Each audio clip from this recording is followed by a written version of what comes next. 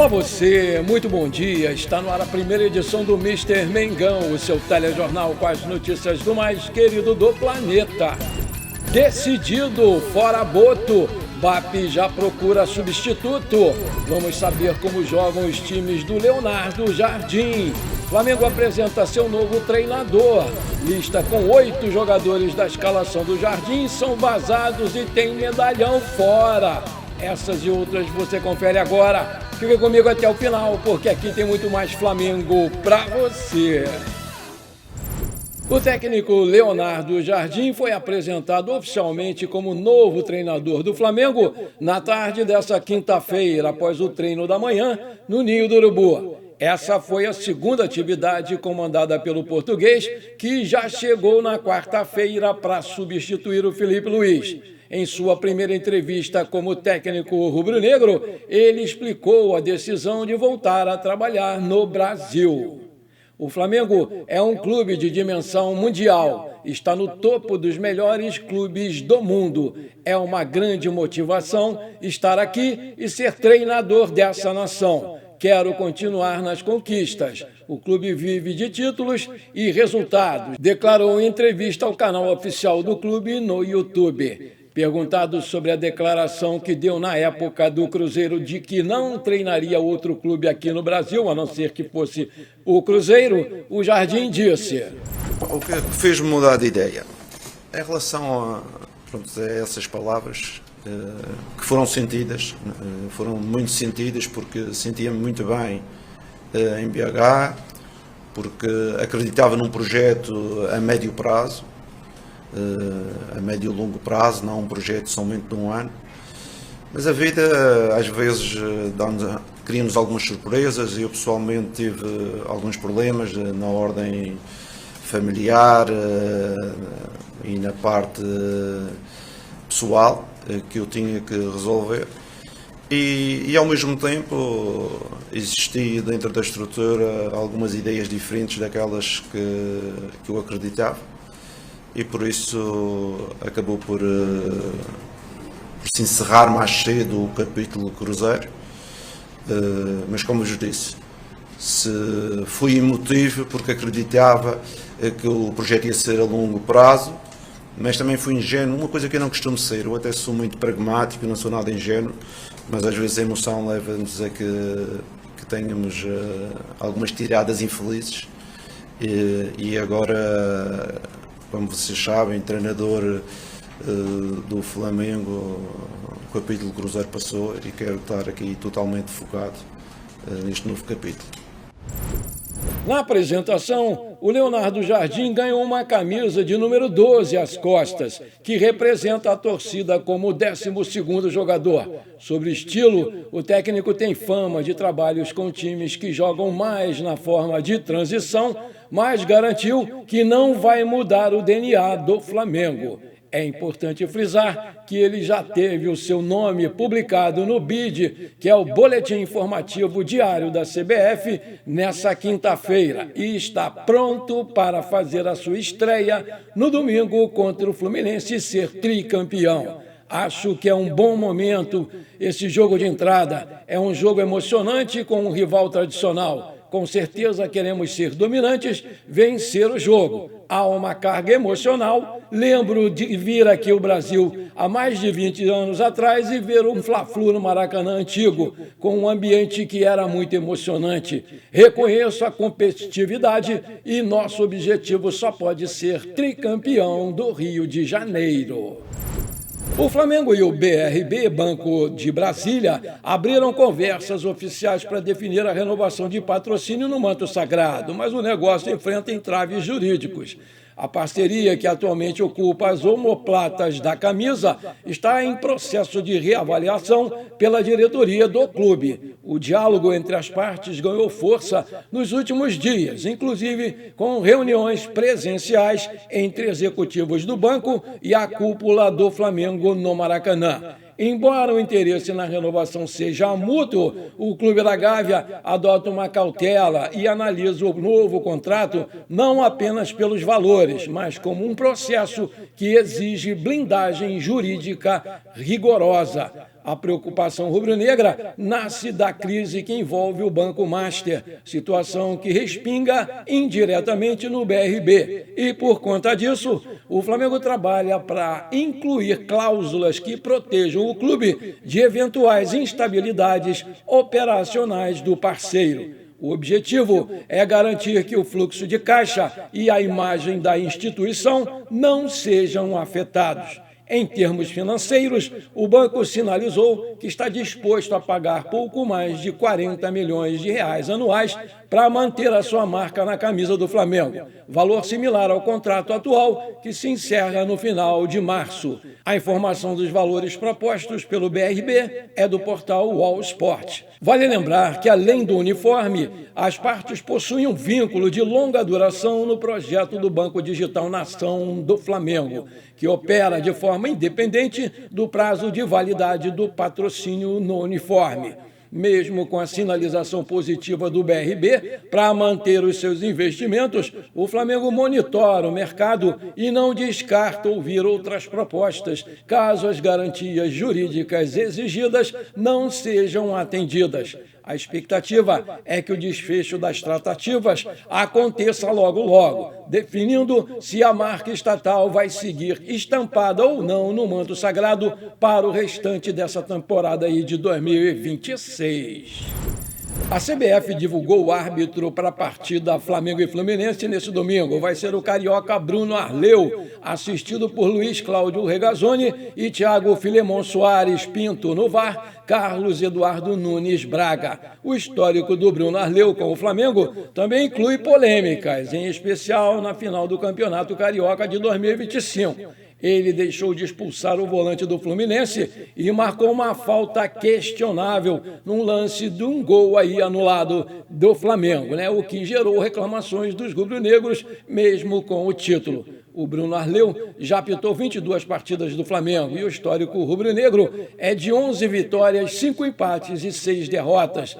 Nessa temporada, o árbitro comandou a arbitragem das vitórias contra o Vasco e contra o Botafogo. Você sabe como o técnico Leonardo Jardim arma seus times?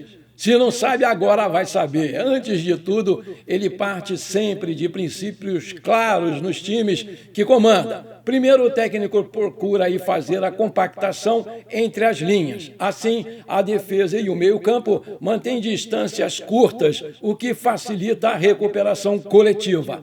Em seguida, ele procura transições verticais rápidas. Quando recupera a bola, a equipe tenta progredir em poucos toques para explorar espaços entre defesa e meio-campo do adversário. Formacionalmente, o técnico português alterna entre um 4-3-3 e um 4-2-3-1, conforme o adversário e o material humano. Com isso, garante a solidez sem perder a sua capacidade ofensiva. Uma das características mais marcantes dos seus times é não ter muito a posse de bola. No Cruzeiro, esse ajuste foi visível. Jogadores centro mais interiores aproximavam-se do ponta para criar superioridade numérica na zona central. Ao mesmo tempo, os laterais subiam com frequência para abrir aí jogo pelas pontas. Movimentações preferenciais incluem trocas rápidas de posição entre extremos e médios criativos, confundindo assim as marcações. E o Jardim valoriza muito as diagonais dos pontas e infiltrações do médio interior. Essas ações são coordenadas para abrir linhas de passe e criar oportunidades de finalizações na entrada da área. No plano defensivo, o treinador exige pressão em bloco médio e pressão seletiva alta, sobretudo em momentos em que o adversário sai com 3 jogando lá de trás. Assim, ele condiciona saídas e força erros. Também implementa a cobertura entre o lateral e o meio de campo para evitar desequilíbrios quando o lateral avança. As bolas paradas recebem atenção metódica. O Jardim treina esquemas ofensivos com bloqueios e movimentos programados, ao mesmo tempo que organiza a marcação mista em lances defensivos. Em especial, ele prioriza rotinas que aproveitam a altura ou a mobilidade dos seus atacantes. Por fim, ao assumir o comando do Flamengo, nós esperamos que ele mantenha esses pilares: equilíbrio posicional, transição eficaz e trabalho de bola parada. Assim, adaptações táticas vão depender do plantel, mas a matriz de jogo tende a seguir o mesmo traçado da sua experiência mais recente no Cruzeiro. Certo é que Mônaco, Olympiacos, Al Hilal e Cruzeiro, times por onde ele passou e foi bem sucedido, conquistou troféus, eles jogavam com um bom futebol assim. E isso é que a torcida do Mengão pode esperar. Uma proposta de futebol de ataque com parte defensiva, também não sendo descuidada. Maravilha, se você está curtindo esse programa, então não esquece, manda brasa agora no like para fortalecer o nosso canal. Se você ainda não é inscrito, bora lá, me ajuda aí, me dá essa alegria. Aperta o botão inscrever-se, aperta o sininho ali, dá uma hypada no vídeo e pronto, valeu, bola para frente. Conforme informações do portal Mundo Bola Flamengo, numa publicação nas últimas horas, o Mengão expôs acidentalmente, numa foto do Gilvan de Souza, 8 jogadores na escalação utilizada pelo Leonardo Jardim durante uma atividade tática no Ninho do Urubu. Nessa lista flagrada, é possível identificar uma formação composta pelo lateral esquerdo Alexandro, pelos volantes Jorginho e Everton Araújo, pelo meia Lucas Paquetá e pelos atacantes Luiz Araújo, Gonzalo Plata, Samuel Lino e Pedro. Esse esboço movimenta os bastidores antes dessa partida aí contra o Fluminense, que está marcada para esse próximo domingo, às 18 horas, horário de Brasília, aqui no Maracanã, em duelo válido pela finalíssima do Campeonato Carioca.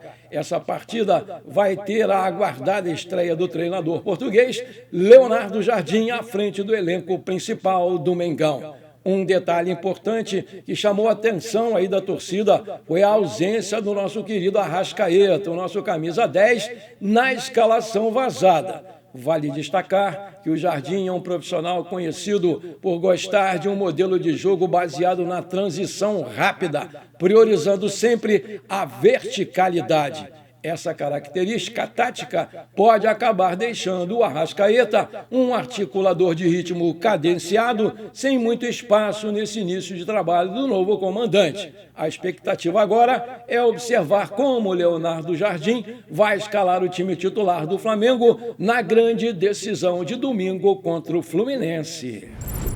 A crise no Flamengo não vai parar na demissão do técnico Felipe Luiz. O BAP decidiu trocar a direção de futebol e iniciou a busca por um substituto para o José Botto. Alguns nomes foram sondados e o presidente avalia como vai ser a nova estrutura do departamento de futebol. Há um desgaste muito grande com o atual diretor de futebol, aí, o José Botto, que sofre rejeição do elenco e de funcionários do dia a dia no Ninho do Urubu. O distanciamento dos jogadores e os métodos do Botto têm sido muito questionados, o que colocou o trabalho dele sob análise nas últimas semanas. A informação foi publicada primeiramente pela ESPN Brasil. Nesse período, o presidente BAP decidiu que vai trocar o comando do departamento de futebol e já sondou até alguns nomes, entre eles o do ex-zagueiro Fábio Luciano, que encerrou a carreira aqui no Flamengo em 2009 e atualmente é comentarista na ESPN Brasil.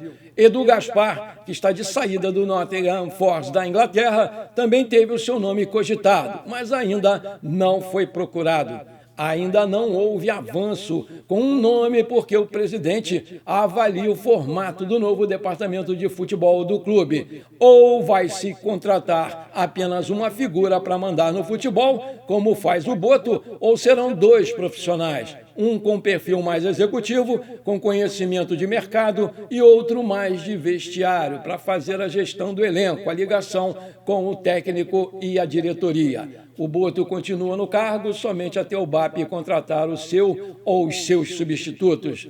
A forma que ele conduziu o processo de demissão do Felipe Luiz pegou muito mal internamente. Numa conversa de menos de um minuto no vestiário do Maracanã, depois da goleada de 8-0 sobre o Madureira, o português comunicou simplesmente o desligamento. Na rápida conversa, o José Botto afirmou que se tratava de uma determinação da presidência com a qual ele não concordava. Essa postura não foi bem aceita pelo BAP e o dirigente mudou a rota. 3 dias depois, o português assumiu a responsabilidade pela decisão durante a apresentação do novo treinador Leonardo Jardim. Ele disse que enumerou razões para a demissão do Felipe Luiz e viu o Jardim como a grande solução. Sugestões acatadas pelo presidente BAP e, além disso, em reunião com o elenco na terça-feira, o Botto chamou os jogadores de irresponsáveis, o que também pegou muito mal no Ninho, porque ele generalizou